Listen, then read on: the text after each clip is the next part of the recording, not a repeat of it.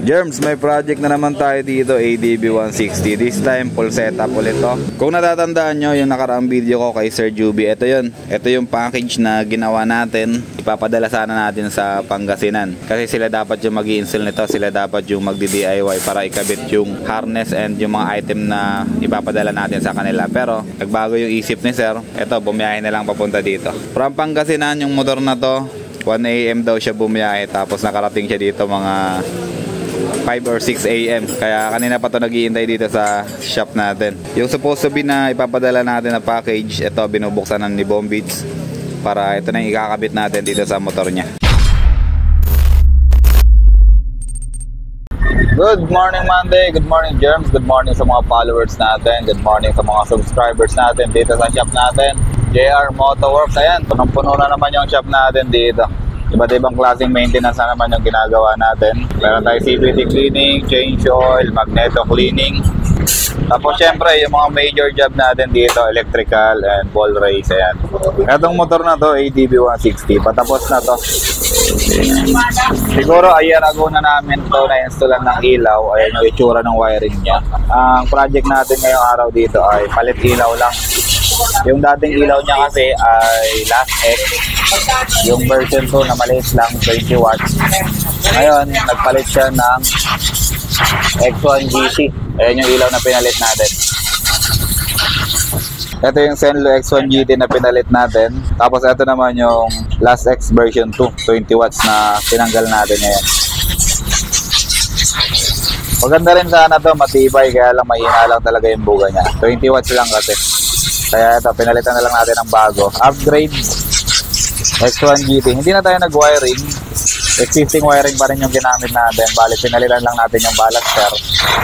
Tapos sinaksak natin dun sa mga socket natin. Yan yung kagandahan ng wiring natin dito. Once na may papalitan tayo, hindi na tayo mag-wiring ng panibago. Bali, hugot lang tayo ng mga socket and then ikakabit natin ng bago. So, yun lang yun. Ayun, okay na tayo dyan. Patapos na tayo dyan. Another project natin dyan yung wheel bearing niya. Kasi sobrang alog na ng front wheel niya. Dito naman sa isa, si paring Mike. Ball race naman to. Honda genuine parts yung papalit natin. Palit tayo ng ball race. Kasi sobrang ano na to, sobrang tigas na ng manibela niya. Kanto-kanto na yung manibela. And then yung major project natin dito ngayong umaga. Kung natatandaan nyo yung video ko nung nakaraan kay Sir Juby, yung ipapadala sana natin na package na M5, tapos Pia horn, tapos yung harness niya, tapos yung ano pa, yung RM bracket. Ngayon, nagbago yung isip ni Sir. Pumunta na lang dito all the way from Pangasinan. Nga pala yung motor na to. 1 AM bumiyahe, tapos nakarating dito ng mga 5:30 or mga 6 AM. Nagantay na lang siya hanggang 9 para malagyan natin ng ilaw. Ito yung mga ikakabit natin ngayon. TDD Night Ranger, tapos Pia horn, and then yung M5 natin na 100 watts. Tapos syempre yung RM bracket natin, ikakabit din natin. Ito yung harness na gagamitin natin sa kanya. Tatay din na lang natin ito mamaya para maganda na tingnan. Nakasetup na rin naman yung mga switch niya. 3-in-1 hollow switch, tri-switch na domino, and then yung passing switch natin, nakasetup na rin. Hollow switch natin, okay na, nakasetup na rin. Ang gumagawa nga pala niyan si Bombits. Ayan si Bombits yung tumitira ng motor ni Sir Juby. Shoutout nga pala kay Sir Juby. Boy, shoutout mo si Sir Juby. Shoutout kay Sir Juby. Yan. Mamaya update na lang tayo dito sa motor niya. I-update ko kayo kung ano yung magiging itsura nung pagkakalatag natin ng harness. Sa ngayon, ito pa lang siya. Ito pa lang itsura niya. Inaayos pa natin yung mga latag ng wire para pagkatapos maganda tingnan. Maganda yung pagkakatidy ng mga wire natin. Okay? So maya balik tayo.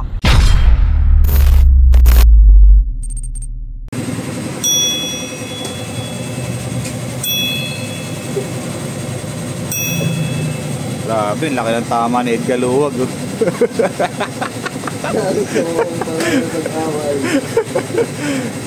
Ed Galuwag, ano yung nababasa ng ano mo? Hindi, kami nakikita ang medyo pakito. Ayun.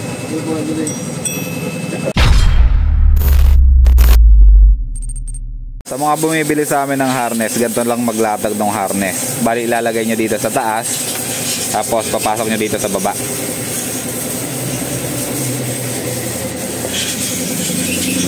Yung wire naman na makukuha nyo dito sa baba, eto, ipapasok nyo yan dyan, pag ganyan. Bali, dudukutin nyo dito, ipapasok nyo dito. Kapag nakuha nyo na yung wire dito, kukunin nyo naman dito sa loob.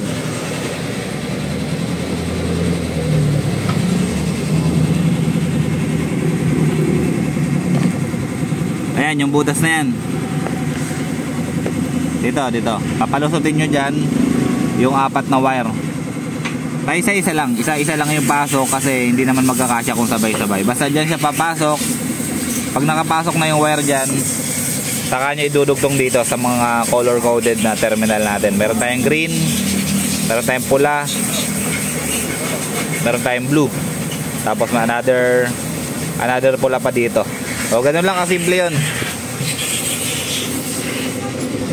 Bago nyo ilagay yung busina dyan, dapat nakapasok na yung wire natin para hindi na kayo gipit. Hindi na kayo gipit sa pagdukot.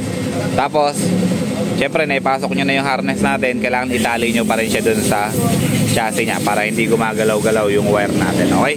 So, ganun lang kasimple yun. Pag nailagay nyo naman, tali nyo yung cable tie dito sa taas. Meron tayong mga pinapadalang cable tie. Gamitin nyo yun para maipix nyo or mailagay nyo dito sa ibabaw ng maayos yung mga harness natin. Okay? Balik tayo dito sa project natin, ADB 160. Okay na. Yung makalat kanina na area dito, na-tidy na natin. Okay na yung switch natin. Yung mga adapter natin sa ilaw, yung ballaster natin, okay na, naikabit na natin. Yung mga switch natin, 3-in-1 switch, hollow switch, tsaka tri-switch, okay na. Tsaka passing switch, naikabit na rin natin. Eto, yung nakahang dito, abang yan sa Bosch Europa. Kung sakasakaling mag-upgrade si Sir ng Europa, pwede yan. Nakaabang lang siya dyan. Ballaster natin ay set up na natin dito sa ilalim. Tapos yung adapter natin ng Night Ranger, left and right, okay na rin. Ilagay na natin.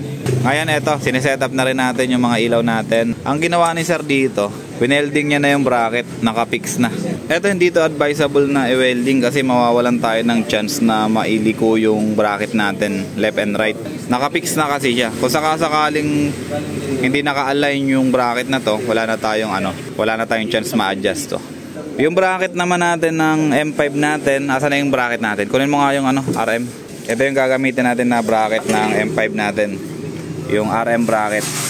Siya nga pala, yung RM bracket natin, upgraded na to. Bagong version na to kasi dalawa na yung butas. Tapos mas mahaba na yung mounting area niya dito. Yung dati kasing RM, isa lang ang butas. Tapos may klitong flat bar na to. Kaya ayan, shoutout sa RM bracket sa panibagong improvement ng mga bracket nila. Yung battery natin okay na? Naisarado mo na? Check natin yung mga fuse na nilagay natin dito sa battery niya.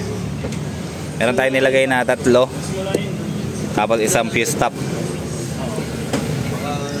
Ito, nakatay din na siya dito, na itali na. Hindi na natin gagalawin yan. Pero meron dyan 3 fuse para sa horn, isang fuse para sa Night Ranger, tapos isang fuse para dun sa Zenlo M5 natin. Alright, banggitin ko na rin dito para may idea si Sir Juby about sa warranty natin. Yung harness natin, 1 year warranty. Yung Zenlo M5 natin, 1 year warranty. Yung TDD Night Ranger natin, sa supplier ng kinukuha na namin ito, 1 month lang yung binibigay sa amin na warranty. Pero dito sa shop, ayun, nagbibigay kami ng another 2 months extension. So bali 3 months warranty na to. Sa mga switch naman natin, 1 month lang. Since hindi naman tayo nag-manufacture nyan, 1 month lang yung binibigay kasi wala naman talaga siyang warranty. Kami lang yung nagbibigay. Switch natin passing, 3-in-1 switch natin, tsaka domino tri-switch natin. Kaya tigo 1 month lahat yan. Eto confident naman kami kasi dito sa ginagamit namin na relay, tsaka yung mga wire namin, confident kami dyan kasi kami rin ang gumawa nyan. 1 year warranty ang binibigay namin dyan. Ayan. Sa Pia Horn naman, pasensya na kayo kasi wala talaga kaming warranty dito. Wala ring warranty yung supplier. Pero kung original yung Pia Horn ninyo, meron siyang QR kung paano nyo siya i-claim ng warranty. Pero hassle kasi yun. Kaya kami na lang nagbibigay ng 1 month warranty para sa Pia Horn. Ngayon, downside kasi ng Pia Horn tsaka snail type na mga busina, kapag napasukan siya ng tubig or na-sprayan siya ng pressure washer, mas mabilis siyang masira kasi pag napasukan to ng tubig, wala na siyang pag-asa. Ayan, balik na lang tayo mamaya kapag nabuo na natin tong motor tapos para sa testing natin. Pinapwesto lang natin yung mga ilaw para dire-diretso na tayo. Testing na tayo before natin i-close yung motor ni sir, okay? So ayan, shoutout ulit kay Sir Juby. Maraming salamat sa pagpili nyo sa JR Motorworks na pag-wiringan ninyo. All the way from Pangasinan, dumayo siya dito sa Cainta Rizal para lang dito sa pagpapakabit ng ilaw. Germs, balik tayo dito sa project natin, ADB 160. Okay na, kompleto na natin ikabit yung ilaw, yung busina, tapos yung TTD Night Ranger natin. Okay na. So ngayon, magti-testing naman tayo. Testing tayo. Passing muna tayo, passing. Okay. So sa passing natin, gumagana yung high ng ating Zenlo M5, tapos yung high ng ating TTD Night Ranger. Okay. Sa M5 muna tayo, low. Yung low niya, solo white, and then yung high natin, yung double color na dilaw tsaka puti. Okay, Night Ranger naman. Night Ranger solo yellow. Okay. Solo white. Okay, tapos yung high niya. Okay, all goods. Sige, stock horn naman tayo. Stock horn natin, pure stock lang. Wala siyang kasamang kahit ano. Ulitin mo. Okay. Change tayo sa loud horn. Gamit natin yung selector switch na nasa ilalim ng pulsa. Okay, sa loud horn natin, syempre may combo tayo dyan. Kasama yung high ng ating Zenlo M5 and then yung high ng ating TTD Night Ranger. Okay, ulitin mo. Okay, so pailawin mo yung dalawang TTD Night Ranger, yung baba. Dalawang, yan, yung puti. Okay, tapos yung low ng M5. Okay, and then combo lights. Tapos passing. Okay. Okay na. So ayan, na-testing na natin yung project natin ngayong umaga. Natapos tayo almost 3 hours. Ayan, inumpisahan natin siya ng 9 AM. Ayan, magto 12 na siya. Oras natin. Ayan, 11:55. Almost 3 hours natin natapos yung project natin. Yung pagkakabit natin ng Night Ranger dito, ayan, yung sabi ko sa inyo kanina, naka-fix na yung bracket niya, wala na tayong magagawa dyan. Up and down na lang yung magiging setup na pwede natin gawin dito. Unlike yung ating M5, pwede natin siyang i-left or i-right. Ito wala na, hindi na natin magagawa yun. Tsaka up and down syempre.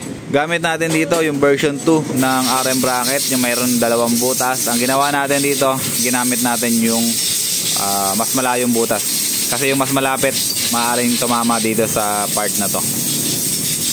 Yung ilalim natin, ayan, nakatidy yung mga wire natin, hindi siya sumasabit sa T-post. Ayan.